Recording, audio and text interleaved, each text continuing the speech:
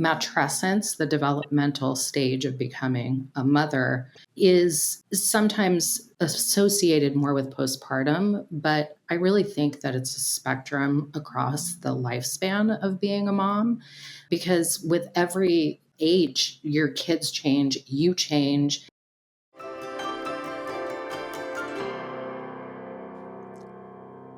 Feeling self-doubt, guilt, and self-criticism in motherhood is far more common than we talk about, even among moms who are deeply loving, invested, and doing an incredible job.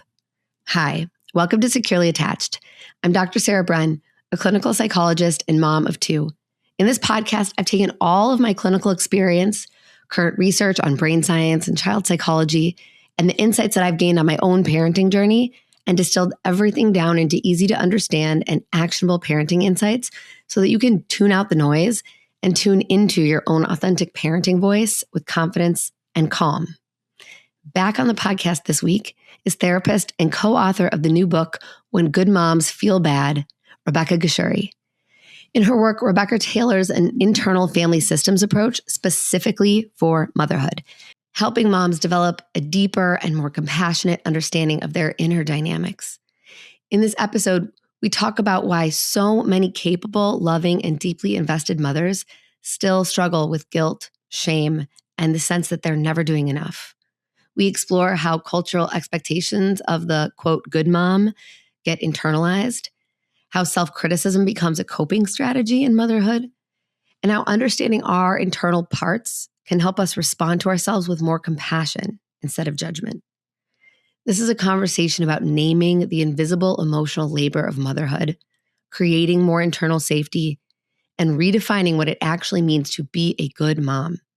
And spoiler, you're probably doing better than you think.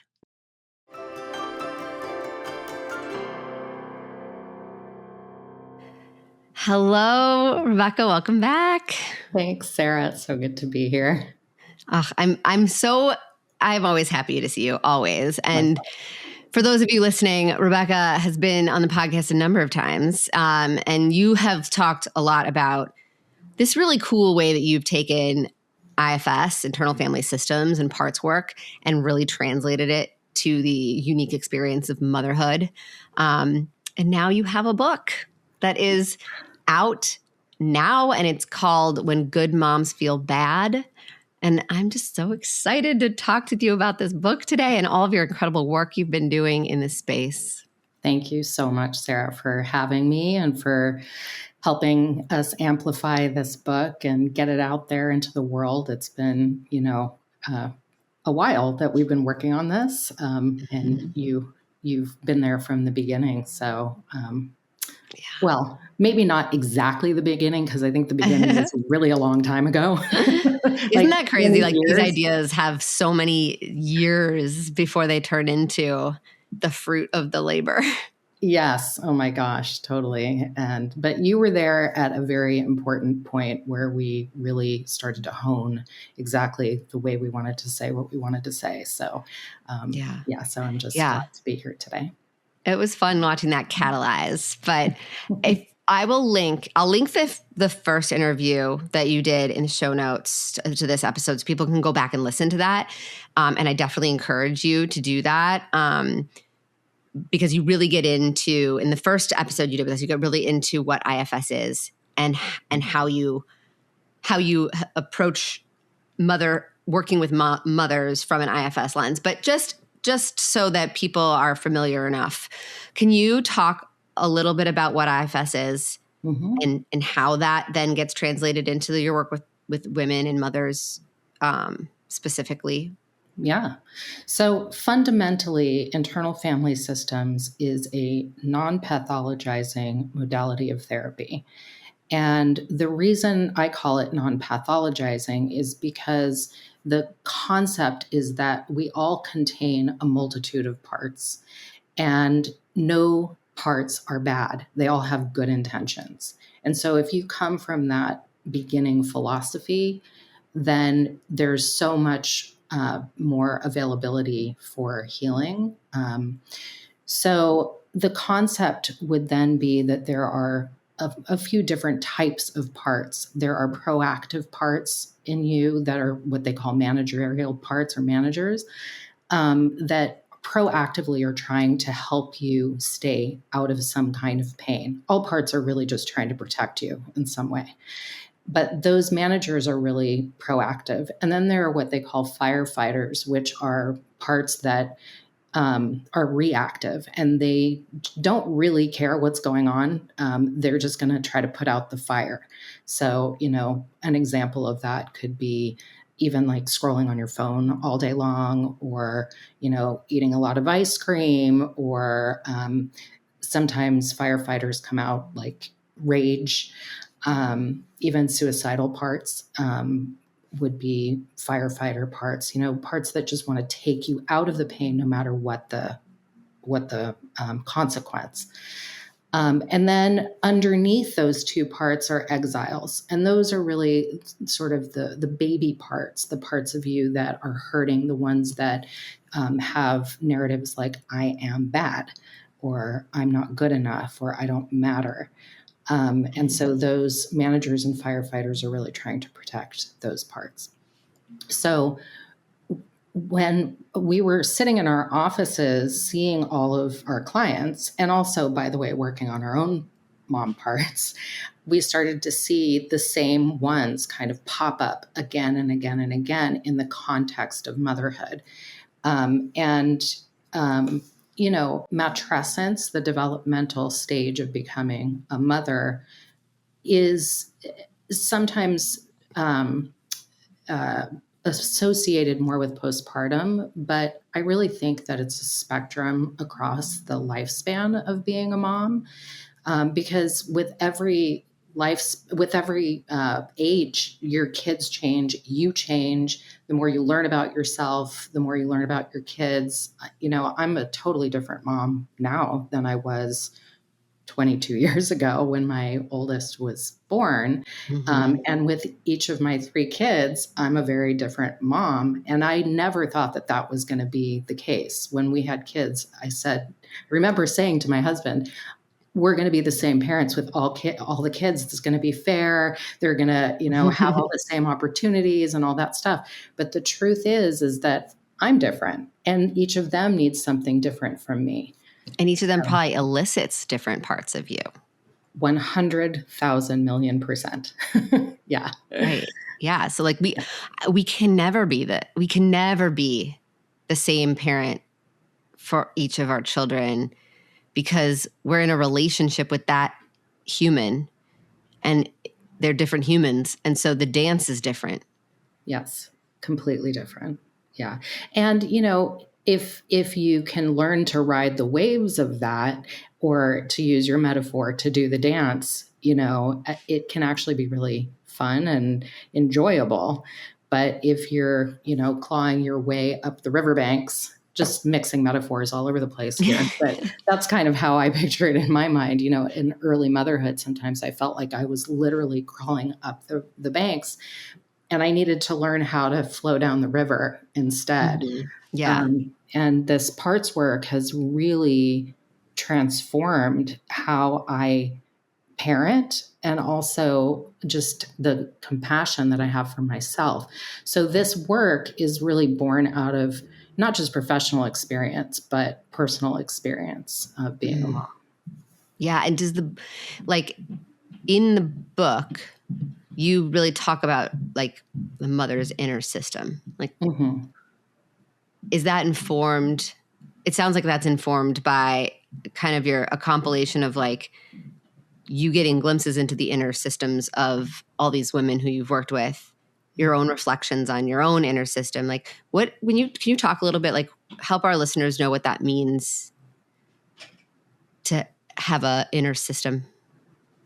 Yeah, well, so just to go back to the concept of parts and being and containing many, many parts, like just for a silly example, like there was a part of me this morning that was like super excited to come on here onto this podcast and see you and like have this conversation because it's super fun and it's like what I'm passionate about. And then there was another part of me that was like, oh, I'm getting over a cold and I kind of just feel like going back to bed, but both parts can coexist. And oftentimes moms get really polarized inside. So there are parts that congregate under kind of what we call two teams. So there's team kid.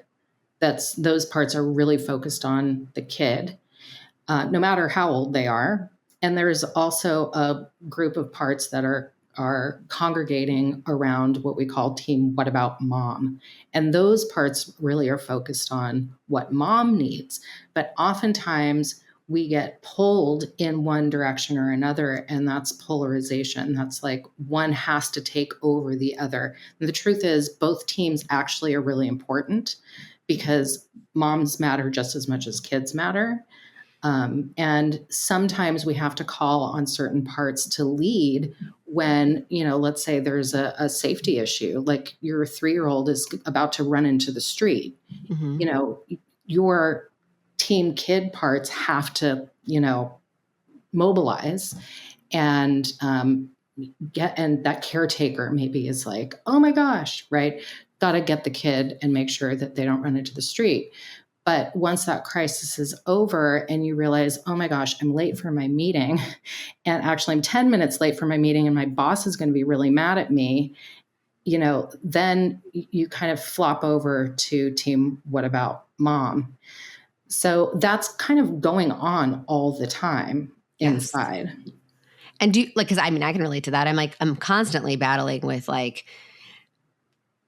I think the polarization is a very apt way of describing, because I do feel like in motherhood, it doesn't ever feel like this gradual, gentle shift back and forth between the two. It's usually like, oh my God, this, and then, oh my God, this, and oh my God, you, oh my God, me. And it's like where I just feel sometimes like I'm being literally paddle ball, with a shuttled back and forth because of crises.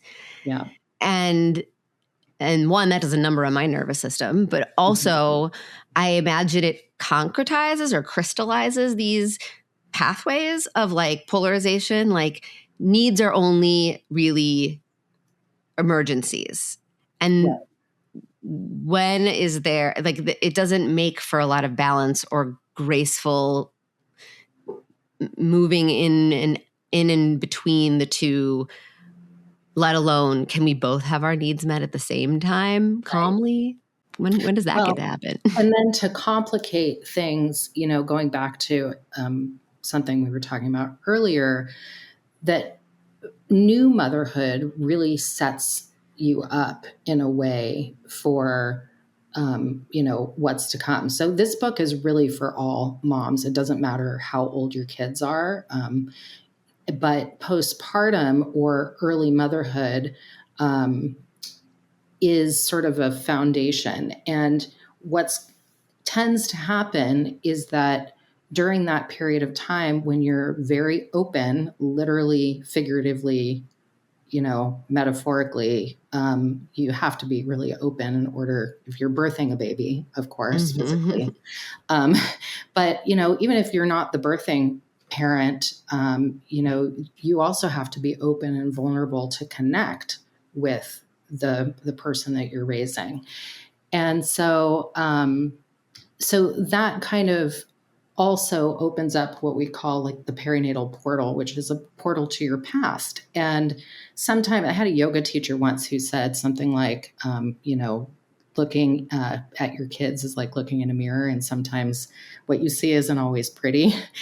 And I take that to mean that there's an opportunity here, that having kids brings up stuff from your past. It's just the reality of it. But if you're willing to use that as an opportunity to heal some old wounds, then it doesn't leave you in a place where you're kind of displacing whatever those feelings are onto your kids. And you can maintain a good connection with your kids and with your partner, but most importantly with yourself, because quite frankly, quote unquote, good mothering is really about the relationship you have with yourself first. It's kind of like putting on that oxygen mask, just to be cliche about it, but you really have to have a good relationship with yourself. Right. Well, because it's an incredibly vulnerable time and the stakes always feel so high. Yeah. But it's interesting because you're talking about, okay, so the perinatal portal is this like basically a threshold you step through when you become a parent, that both like by nature involves a tremendous amount of vulnerability and openness to this new experience, to connecting with this new being that you've created, and just also connecting with this new you that has been Mhm. birthed as well, this Yeah. mother. 100%. But also, so there's all this new stuff, I would imagine, like new parts, new roles, new identities, new parts of ourselves that get crystallized in this moment, that continue to, show up anew in future parenting moments. But then what I'm understanding is this is a portal which is two directional, right? So also our childhood stuff, old stuff that Right. maybe we've had a pretty good handle on pushing away or keeping out of our conscious awareness. Mhm. Um, it resurfaces and kind of comes right through that portal with us into motherhood. So like when your colicky baby can't settle, Yes. or when your 4-year-old is having like a rage fest, just screaming their head off at you, Yeah. parts of you that maybe have unresolved stuff around expressing acute dysregulated rage are going to come up. Right. Like imagine if you had a parent yourself who was raging all the time. And the only thing you want for your parenting life is to not be like that. And then all of a sudden, your 4-year-old is having this tantrum and you can't stop it. And you find yourself, falling into that pattern, because that's what you have learned and were modeled. And it just, that's the knee jerk reaction. But Mm-hmm. again, I would want to remind moms that that is only a part of you, that rageful part. It's not all of you. And I think that concept can be so helpful and so settling in a way. Mm-hmm. Just, because if you can untangle yourself from that and remember that's not all of me, then you can actually slow yourself down and untangle what, your own inner baby parts from what's actually happening in front of you with your kid. And then you can get really curious about what's happening with your kids' experience, because they're having their own experience, and they need you to be curious and be there on their level. But we Right. often get triggered at the same ages as our kids. So, Mm-hmm. like that rageful, or that 4-year-old that's having that tantrum, that rageful part in you is probably somewhere also around age 4. Mm-hmm. And, that's not necessarily true 100% of the time, I think, but I think that tends to be pretty common. And, you wouldn't want to put a 4-year-old in front of another 4-year-old to help them regulate. 4-year-olds don't know how to do that. That's why they Mm-hmm. need grown-ups. So our own inner moms can then be the grown-up inside of us to help regulate. That Mm-hmm. makes Now, sense. is the inner mom another part, or is that the integrated core self Yeah, that that's what says, we I'm call. me? That's I've right. got all of us, and I'm going to help you, my inner 4-year-old. I'm going to help you, my actual 4-year-old, and we're all safe. And I'm going to just take over from here. Yes, that's what we call what Dick Schwartz, who founded IFS or created IFS, he calls that the self with a capital S, and we call it the inner mom, because it's Mm-hmm. a little bit more relatable for moms, and it just makes sense inside a mom's system. It certainly makes sense inside of mine to Mm-hmm. picture that as like a really loving, compassionate, tender, kind-hearted, open, curious mom who just really wants to know about what's going on, honey. Just, Mm. sweetheart, can you tell me about your pain? Oh, I love that, because the idea of like a good mom, when a good mom feels bad, right? There's this fear I think we all have maybe we're not a good mom, that we're a bad mom, and maybe that we're just pretending or faking it, or we're a fraud or an imposter, and someone's going to find out that we have no idea what the heck we're doing. But what is so beautiful about this idea that you are giving women and anyone to there's this inherent trust that we all intuitively have a maternal mother within us that just knows what we need, what our baby parts need, what our children need. Now, we can't always access it. Like, I don't want to make a parent feel they're like, well, no, I don't always know. And it is not intuitive. It doesn't always feel intuitive, but that we are built with this on the inside. It's already there.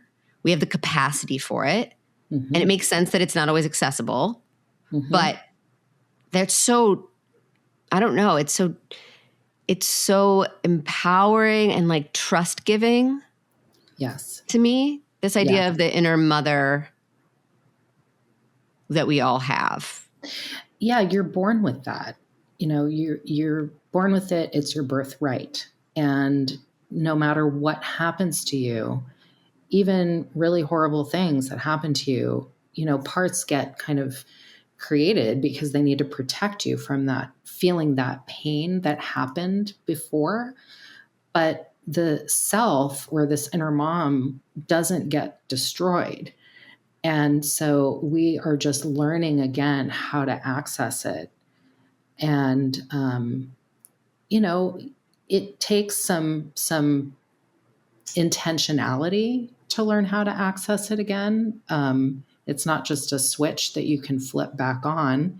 If it was, we'd just all flip the switch and it would be great, But again, there's so many beautiful opportunities to heal our wounded selves. And I like to think of this as something bigger than me, or one-on-one, right? If we could do this for the world, imagine what that would be like.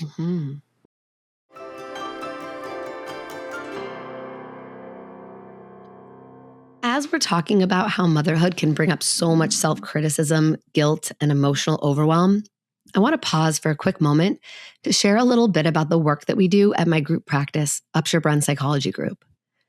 Motherhood already asks you to carry so much: the logistics, the emotions, the decision-making, the constant mental checklist running in the background. And if you have a child who needs extra support, that load often grows even heavier. Suddenly, you're managing multiple providers, different offices, different schedules, and trying to hold it all together on top of everything else. At Upshur-Brunn Psychology Group, we are really intentional about not adding to that burden. We work with children, parents, couples, and families all under one roof, so you don't have to piece care together from different places. You can get support for your child, support for yourself, and support for your whole family system in one coordinated, collaborative space.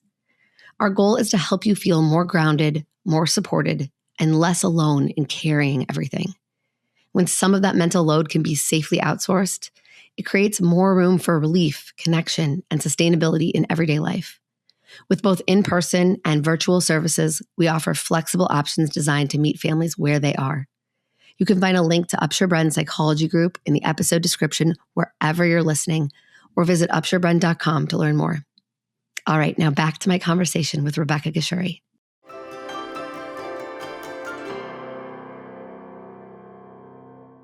And so tell me a little bit about the book. So how do you take, like, if someone's reading this book and they're like, okay, I feel like a bad mom sometimes, or this idea that I have an inner mother that I have access to, like, how do I connect with that? Because like, I'm trying to think of the mother who's like, yeah, maybe I could go to therapy, and like, that would be a great, and please, I'm always encouraging of that. But like, maybe you're just curious about like, how do I connect with that part that you say is inside of me? Yeah.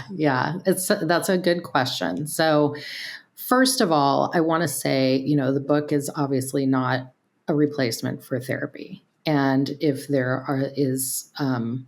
if you're dealing with a lot of trauma, don't please still read the book because it's going to help. And also, please find a practitioner that can help you work through the things that you're going to find out while you're reading the book. So, in the book, we have actually journal prompts too. So, it's not a journal, it's a narrative book, but we encourage you to have a journal and a pen with you while you're reading so that you can write things down and track what you're finding as you're reading. But we take you through what we've been calling the mom parts method, which is a way of getting down to the root of what's hurting.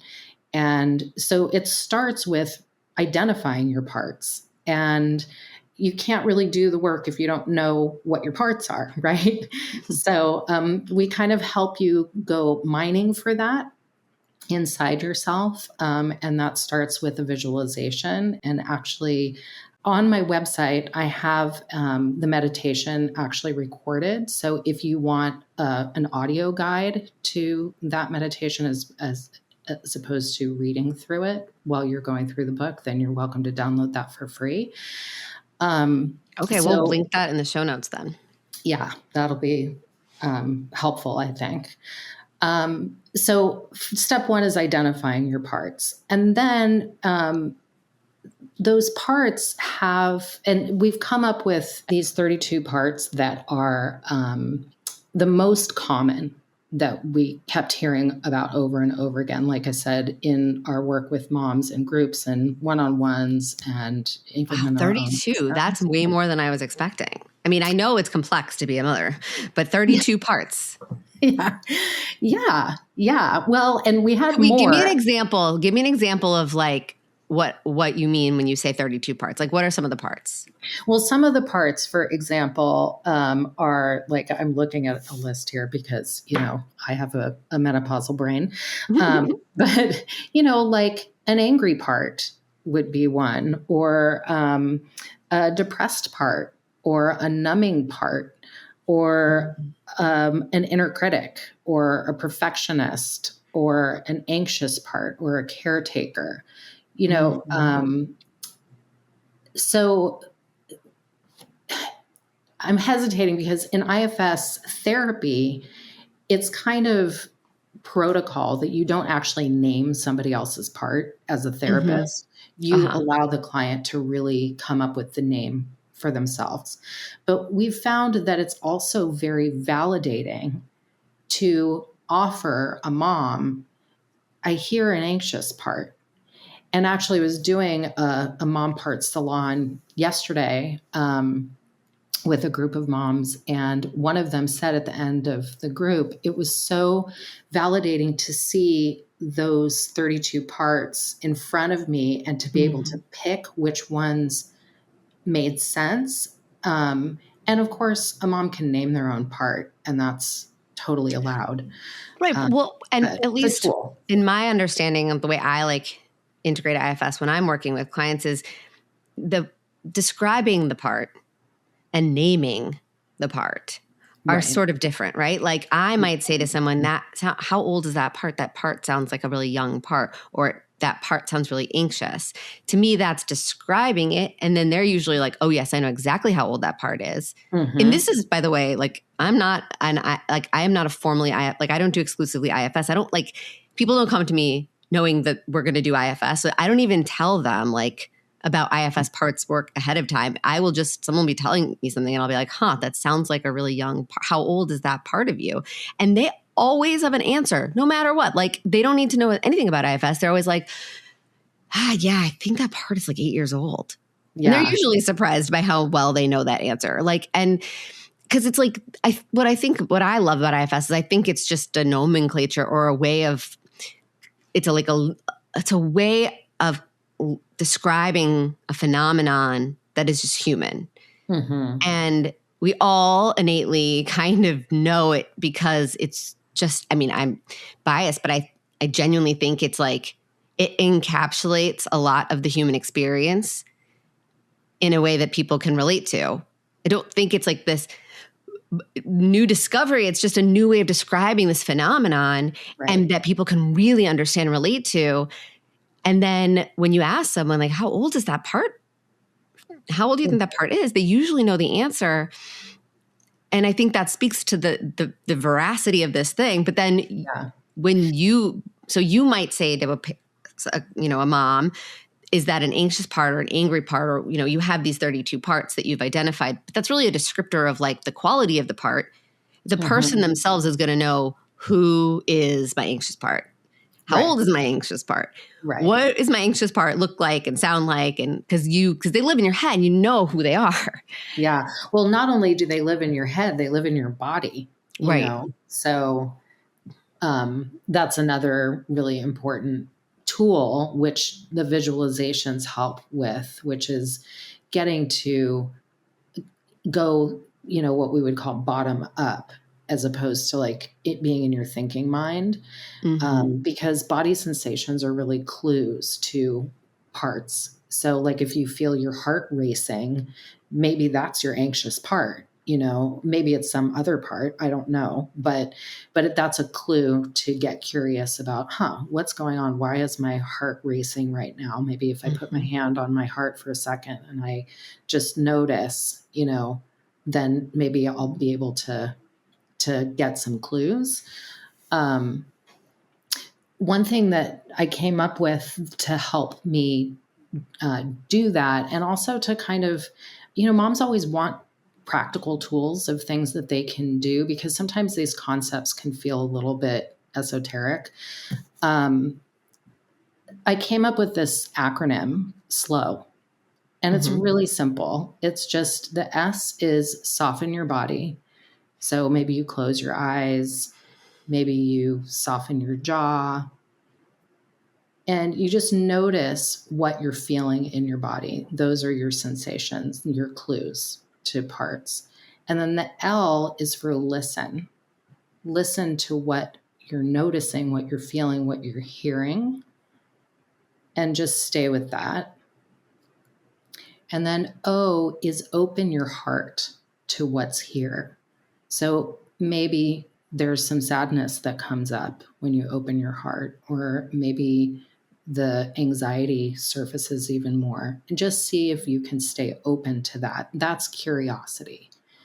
And then W is for wait, and wait for messages. Wait to see, like, can you listen to what the part's hopes and fears are? Why are they there? How long have they been there? So, that's a really easy way to kind of remember especially when you're activated, because you're in a part when you're activated, right? If you start screaming at somebody, you're like, oh, okay, wait a second. Even if you just feel your heart start to beat really fast, you know that you're probably being led by a part as opposed to being led by your inner mom. So moms, when they get activated, they need a way to remember quickly how to, find some more calm in their system, to bring on some more self energy, or what we call remedies. And because when you're activated, you're not really in your executive functioning. You're not in your neocortex, that thinking mind. You're back in your limbic system, and your limbic system is all about fight or flight. And if you continue to be activated, I read somewhere once that it takes almost an hour to get out of that activation cycle, like from a neurophysiological standpoint. And so, if you're trying to get somewhere or connect with your kid, you might not have an hour. And also you don't want to do damage, quite frankly, right? You don't want to have a fight with somebody necessarily. So this acronym SLOW is just a way that I've found to help quickly remember, oh, okay, if I just can slow myself down a little bit and get curious about what's happening inside of me, I might be able to head off that conflict at the pass instead of having to repair it later. That makes sense. Yeah, that's a useful thing. I feel like we could all benefit from that, like, reminder, that cue, and that sort of shorthand for being able to, like, oh, whoa, I'm getting real hot. Like, hold on. Like, let me slow down. Yeah. And which maybe already is in a parent's lexicon. But this idea that in the slowing down, I'm actually going to go inward and see like, well, is there a part of me that's actually grabbed the control panel because it's trying to protect me from something that feels too overwhelming or too uncomfortable or too scary or that I don't think I can handle, like, a memory or a fear or a worry I have about my kid or Right. something I don't think I can handle that my kid's going to show me, like whatever. So it's like it takes that reflectiveness just a step further to be like, oh, some part of me needs something right now, actually. What do I need? And that's driving this reaction Right. versus what is my kid doing? What's the environment demanding of me? I mean, that's important too. But it's like if we don't do that internal step, again, like talking about that polarization that happens in parenthood where we're like always going to the child's needs or then flinging over to like some urgent need of ours that didn't get met until it like exploded. It's like this helps us to learn to not be so reactive and not be stuck in this sort of extreme ping-ponging either, because it's like I can try to figure out in the moment what my needs are too, as I deal with the needs of my child. And this is where both of us are getting heard and seen and felt at the same time. Yeah. It's not easy. It takes a lot of work to be kind of this internal mother has work to do because she's mothering us and she's mothering our child and she's us. So we are Right. like right. It's, like it is a tall order, but like if we don't do that work, things are still way harder. Yeah. Well, and I can see also how like the inner critics can tend to then come in and shame us for not doing it right. Even like not doing the slowing down right. Yeah. Or not doing therapy right or whatever. Like, those inner critics are pretty strong and loud and send us into these shame spirals. But again, just like any other part, those critical parts are protecting us. And so if we can be curious about them too, then maybe we can, stop the cycle of going into the shame. In IFS, they always say we go slow to go fast, which I think is spot on, because you can't just barrel through life. We'd like to. And I mean, listen, I live in the Silicon Valley and it feels like everybody's barreling through everything all the time. You got to be the first to do everything. You have to be innovative, and sometimes I think it's just a lot of pressure. And we put that pressure on moms in our society, and it's not really that helpful because we already have enough pressure inside of us to be good moms. Yeah. So, okay, you are helping parents identify their parts. You're giving them tools to slow down and notice which parts coming up in particular moments. What else? What happens after that? Right. Then what? So, we also started noticing that there are multiple truths about being a mom. For instance, being a mom is hard. That's just a universal truth that I think 100% of us can agree on, right?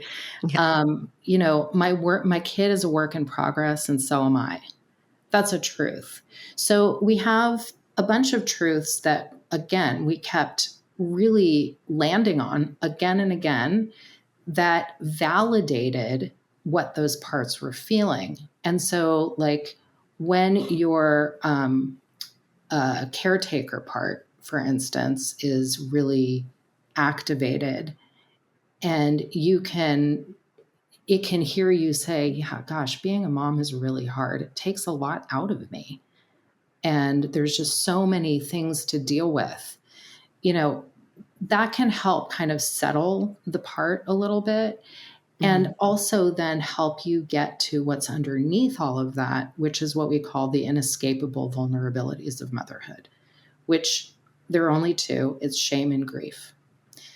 And so some parts will kind of have more shame associated with them, and some parts will have more grief associated with them. And that's very personal. It depends on the person's experience. Sometimes it's both. But, the truth is, I often find with my clients that it's that they always end up at grief somehow, even with the shame. There's just so much grief in motherhood. We just are losing a lot. We're gaining a lot too. Motherhood's not all bad. But we do have to morph and change to become moms, however you become a mom. And so we're kind of mourning the loss of our identity pre-kids, and maybe mourning the loss of what we thought motherhood might be like, maybe what our kids would be like. I mean, there's all sorts of reasons why you might feel grief. Maybe you feel grief because you lost your mom and now you're a mom and your mom's not here to see you become a parent, Mm-hmm. So just to make sure I'm understanding this right. So like, obviously motherhood isn't all shame or grief. What you're saying is when we're in when motherhood is joyful and motherhood is engaging and motherhood is peaceful and connected, usually our integrated core self is the one that's participating and running that, right? We can be really our inner mother or our like integrated core self is got at the control panel for the majority of the time when things are going okay. Yeah. It's that when those really, really charged emotions that usually from our whole life until this moment can create really reactive part responses to protect, because we don't want to feel guilt or grief, and we don't want to feel shame. Those are very uncomfortable, very destabilizing emotions. And so there's a lot of built-in protections against feeling them and having to grapple with them. So when something elicits grief in us or elicits shame in us organically, we're very vulnerable in those moments to a protective part coming up, pushing our integrated core self off the control panel, grabbing it. Like I'm thinking of like Inside Out, Totally.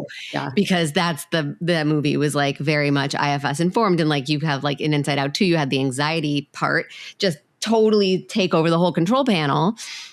And, because the idea of grieving a loss, losing something you want, or the idea of being embarrassed or being ashamed or not being good enough was like too anxiety provoking. And so that part just took over.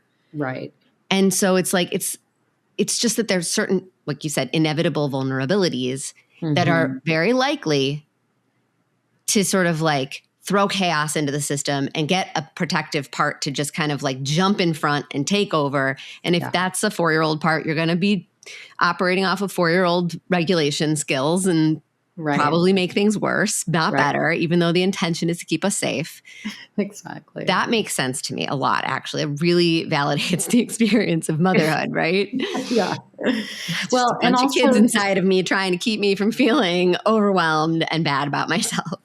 Yeah. And they all have such good intentions. How sweet of them, really, to try to do that for you. Yes. That's just so, it's lovely in a way when you think about it. Yeah. It's just that it doesn't really go well in a relational way. It's hard to have a relationship with another human, whether it's your 4-year-old or your partner or your boss or your friend or your coworker or whoever, if you're activated. You just can't be in connection if you're in that kind of reactive mode. Yeah. And so that's kind of the idea of because the subtitle is, about transforming guilt and anxiety and anger into compassion, confidence, and connectedness. Like that's the goal, right? Is to have self-compassion, to feel confident in your ability to show up in the world as a parent, and to feel connection. That's right. Yeah. Yeah. And so, one thing maybe I'll also say about shame and grief, just to kind of clarify some things. Grief is a natural emotion, and it's not one that we want to rid ourselves of. It's kind of like medicine from the inside out. We have to process what hurts, what we've lost. That's a normal reaction to something that we've lost. And yet it's a little bit taboo in our society to, be out with that. Shame, on the other hand, is really a misunderstanding about who you are. You are not bad, but shame says you're bad. Mm-hmm. And so we kind of have to untangle from that. So that I just want to make that difference between grief and shame. They're in the same category because we naturally kind of go one way or the other. And sometimes I'm, crossing my hands because sometimes it's both. Mm-hmm. But so then the final step of this process is bringing on more self energy, which are the 8 C's of IFS. And we call those remedies because you have those remedies already inside of you. And remedies are things that heal. So that's your internal medicine, right? Mm-hmm. So those 8 C's are compassion, calmness, curiosity, creativity, calm, clarity, connectedness, confidence, and courageousness or courage. And so we have, again, visualizations in the book that kind of help take you through each of these steps so that you can identify your parts, identify the truths that resonate for your parts, which inescapable vulnerabilities are the ones that are more associated with those parts, and then which of these remedies do you need the most of, or that you already have on board, that you already feel in your system that you can then direct towards these parts that are hurting. And even as I say that, I can feel in my body how that sort of buzzes, when That's I crazy feel you just said that, because I also had that when you talked about the idea of like, oh, I already have some resources that I can direct towards those. I got this like buzzy sensation of like, oh, that feels so comforting to me to know that I can do that for myself. And it was this like overwhelming sense of like safety in trusting myself. That's so Oh, weird that you had that same physiological sensation though. yeah. I mean, well, I also believe that we're really connected to one another Mm-hmm. energetically. We're not in this world alone. And so it's actually not that surprising to me that you might have felt that. My energy healer would probably be really happy that you reminded me of that. She was on this podcast. She's incredible. I'll I'll have link to to her. listen to that one. I Oh my haven't listened gosh. to it yet. Yes. It's been Yeah. like a huge journey for me to like realize, because like I am such a sciencey person. I'm like not at all woo-woo. And I have had so much opportunity to learn humbly that like, yeah, our bodies are energy. Like that's not woo woo, that's science. And like electrical energy that moves through our body, right? Mm-hmm. And Mm-hmm. also through our body out into the world and into and in between other people and other spaces. And that's just matter, right? Like Yeah. physics. But I don't know. In being able to give myself permission to be able to say, like, you're allowed to just feel things that you can't make sense of in your intellectual mind, and to just be curious and be Mm-hmm. open. Mm-hmm. And even in the work I've been doing I've been doing a lot of training in like somatic therapies. Mm-hmm. And it's just like, oh yeah, there's so much there's so much more than what we can like say and Well, know. we don't even Sometimes you really have to feel know it. we don't really know our whole brain capacity, Right. like what we know, like 5% of how our brain works. I mean, that's mind blowing, no pun intended.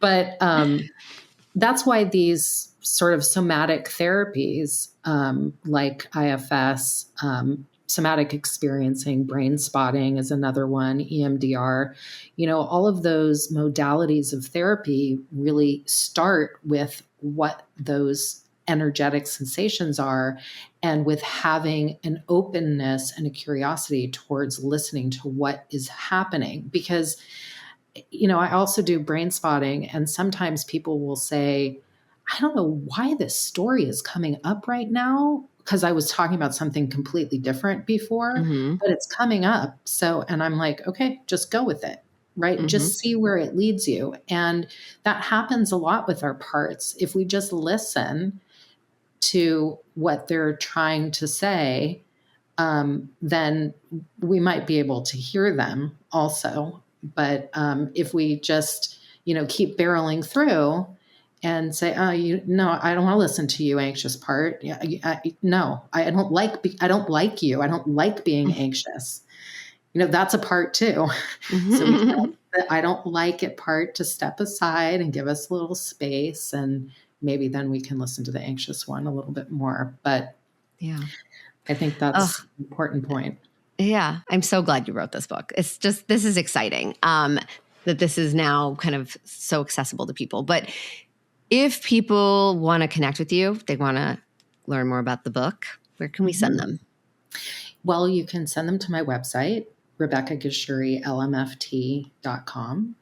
And there's links on there to buy the book. There are visualization or meditations that you can download for free on there. And, some other fun little things. I do therapy, one-on-one in California, in the Silicon Valley, like I said before. So if that's of interest, then you can contact me through my website for that. And also I have a business called Second Street Collective, which is in Campbell, California.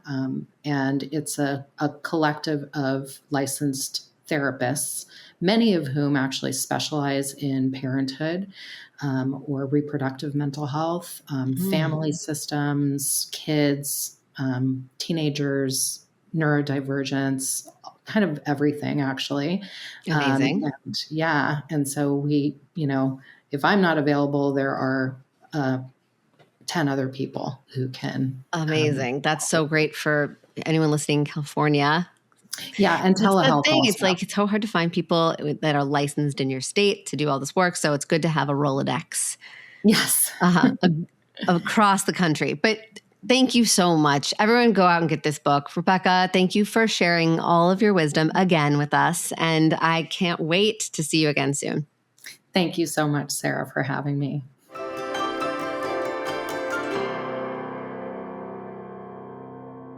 If you enjoyed listening to this conversation, I want to hear from you. Share your thoughts and your feedback with me by scrolling down to the ratings and review section on your Apple Podcast app or whatever app you're listening on. And let me know what you think of this episode or the show in general. Your support means the absolute world to me. And just a simple tap of 5 stars can make a real impact in how this show gets reached by parents everywhere. So thank you so much for listening, and don't be a stranger.